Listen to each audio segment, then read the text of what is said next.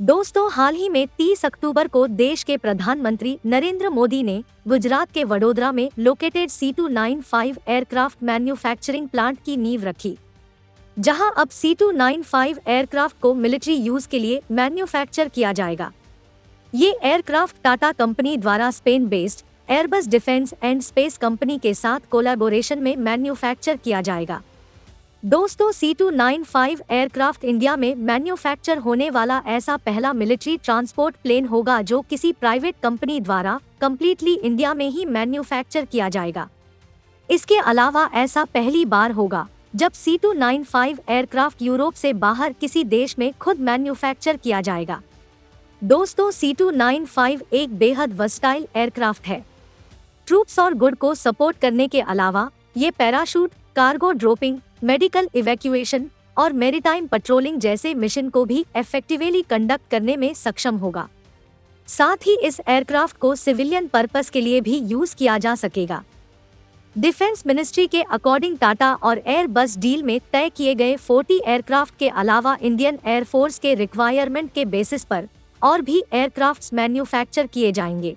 IAF के vice chief air marshal Sandeep Singh बताते हैं कि इस एयरक्राफ्ट के 50 से भी ज्यादा यूनिट्स इंडियन एयरफोर्स में इंडक्ट होने के बाद IAF C295 का सबसे बड़ा ऑपरेटर बन जाएगा।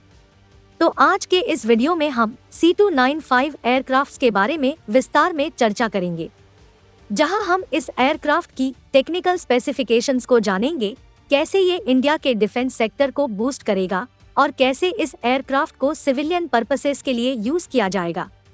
इन सब के अलावा हम मेक इन इंडिया प्रोग्राम में इस एयरक्राफ्ट के कंट्रीब्यूशन पर भी एक नजर डालेंगे। 2012 में इंडियन एयरफोर्स को एवरो HS-748 ट्रांसपोर्ट एयरक्राफ्ट को रिप्लेस करने की नीड फील हुई। इंडियन एयरफोर्स ने 1960 में 56 एवरो ट्रांसपोर्ट एयरक्राफ्ट प्रोक्योर किए थे और तब से IAF ने इन एयरक्राफ्ट्स को टैक्टिकल ट्रांसपोर्टर की तरह यूज किया है। लेकिन पुराने होने के कारण इन एयरक्राफ्ट्स की फंक्शनिंग में प्रॉब्लम आने लगी है और इनकी टेक्नोलॉजी आउटडेटेड भी हो गई है। इसीलिए IAF को अर्जेंटली किसी एडवांस वर्सटाइल ट्रांसपोर्ट एयरक्राफ्ट से रिप्लेस करने की नीड रियलाइज हुई। मई 2013 में वर्ल्ड वाइड सारे मेजर डिफेंस कंपनियों को रिक्वेस्ट फॉर प्रपोजल इश्यू किया गया, लेकिन सिर्फ टाटा एडवांस सिस्टम यानी कि TASL और एयरबस कंपनी की C295 ट्रांसपोर्ट एयरक्राफ्ट की मैन्युफैक्चरिंग की जॉइंट बिड को ही डिफेंस एक्विजिशन काउंसिल द्वारा साल 2015 में अप्रूवल मिला। प्रपोजल के अप्रूवल के 6 साल बाद फाइनली सितंबर 2021 में मिनिस्ट्री ऑफ डिफेंस ने Airbus defence and space company के साथ 56 C295 मीडियम ट्रांसपोर्ट एयरक्राफ्ट के लिए 22,000 करोड़ की डील साइन करी। डील के तहत पहले 16 एयरक्राफ्ट्स को एयरबस सितंबर 2023 से अगस्त 2025 के बीच फ्लाई अवे कंडीशन में इंडिया को डिलीवर करेगा और बाकी 40 एयरक्राफ्ट TASL एयरबस के पार्टनरशिप में मैन्युफैक्चर करेगा। First made in India transport aircraft सितंबर 2026 तक तैयार हो जाएगा और बाकी बच्चे 39 एयरक्राफ्ट का प्रोडक्शन अगस्त 2031 तक कंप्लीट करने का प्लान किया गया है। C295 एक 5 से 10 टन कैपेसिटी वाला new generation tactical transport aircraft है। इसकी maximum speed 480 kilometre per hour है। C295 को 2 पायलट मिलकर ऑपरेट करते हैं और ये 71 पैसेंजर्स और 50 पैरा ट्रूपर्स को कैरी कर सकता है। एयरबस कंपनी के अकॉर्डिंग C295 एयरक्राफ्ट उसके दूसरे कॉम्पिटिटर से ज्यादा सामान कैरी कर सकता है और इसके रियर रैम्प के थ्रू उन सामान की direct of landing carry out कर सकता है। इसके अलावा C295 डे एंड नाइट सारे वेदर कंडीशन में और सारे टाइप ऑफ टेरेन पे ऑपरेट कर सकता है। C295 अपने short take off and landing की वजह से शॉर्ट और अनप्रिपेयर्ड एयर स्ट्रिप्स पे भी ऑपरेट कर सकता है। C295 एयरक्राफ्ट के सबसे इंटरेस्टिंग फीचर है इसकी वर्सटिलिटी। एयरबस कंपनी इसे दुनिया का मोस्ट वर्सटाइल और एफिशिएंट टैक्टिकल ट्रांसपोर्ट एयरक्राफ्ट बताता है। एयरबस के अकॉर्डिंग C295 एयरक्राफ्ट को कई डिफरेंट वेरिएंट्स में ट्रांसफॉर्म किया जा सकता है और वापस से ट्रांसपोर्टेशन वर्जन में भी इजीली कन्वर्ट किया जा सकता है। इसे S water bomber, air tanker और मेडिकल इवैक्यूएशन पर्पस के अलावा VIPs को ट्रांसपोर्ट करने के लिए भी यूज किया जा सकता है और इसके लगभग मोस्ट ऑफ दी वेरिएंट्स को वापस से ट्रांसपोर्टर वर्जन में कन्वर्ट किया जा सकता है। इसकी versatile roll on roll of system C295 को एक एफिशिएंट वाटर बॉम्बर में ट्रांसफॉर्म कर सकती है, जो कि 7000 लीटर वाटर स्टोर कर सकता है और इसे फॉरेस्ट फायर बुझाने में इस्तेमाल किया जा सकता है। C295 एयरक्राफ्ट में एक मल्टी मिशन रडार फिटेड है। इसे इंटेलिजेंस, सर्वेलेंस और क्लोज एयर सपोर्ट ऑपरेशंस के लिए यूज किया जा सकता है। इसके एयरबॉर्न अर्ली वार्निंग वर्जन में C295 most advance 360 degree coverage capability वाले AESA रडार की मदद से एयर स्पेस की फुल पिक्चर ऑब्टेन कर सकता है। इसके अलावा C295 air to air refuelling के भी काम आ सकता है। इसकी रिमूवेबल रिफ्यूलिंग किट की मदद से ये एक एयर टैंकर में भी ट्रांसफॉर्म किया जा सकता है और ये फिक्स्ड विंग और रोटरी विंग एयरक्राफ्ट्स को अप टू 6000 किलोग्राम तक फ्यूल प्रोवाइड कर सकता है।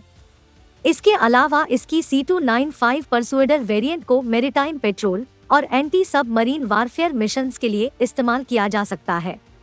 अब बात करें टेक्निकल स्पेसिफिकेशंस की तो C295 एयरक्राफ्ट की total length 24.46 metre, height 8.66 metre, wing span 25.81 metre और विंग एरिया 59 स्क्वायर मीटर है।